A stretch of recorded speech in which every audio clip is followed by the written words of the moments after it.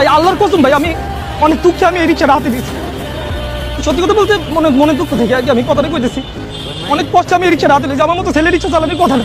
8টা বছর আমি বিদেশ করে আইছি, অথচ আমার মতো ছেলে বাজি কিচ্ছু নাই। জরিমানা আমি সব কিছু দিয়ে গেছি, ঠিক আছে। জেল খাইতে পারো, বাংলাদেশে আসছি, আমার তো সমর্থন দেন। আমি কি করবো? আমার কাছে তো সেই টাকাও নেই, অনেক ঋণগ্রস্ত ভাই আমি, ঠিক আছে। এই কারণে এই পেশাটা বাইছে নিয়েছি ভাই। এরপরও পুলিশের জ্বালায় গাড়ি চালানোর মতো কোনো ব্যবস্থা নেই ছিল। আমি অনেকগুলো শোধ করছি, অনেকগুলো মানে শোধ করতে পারিনি। কেবল আমি লাইনে উঠছিলাম, এর মধ্যে আমার পুলিশে ধরছে। কোনো রকমের কোনো বিচার পাইলাম না।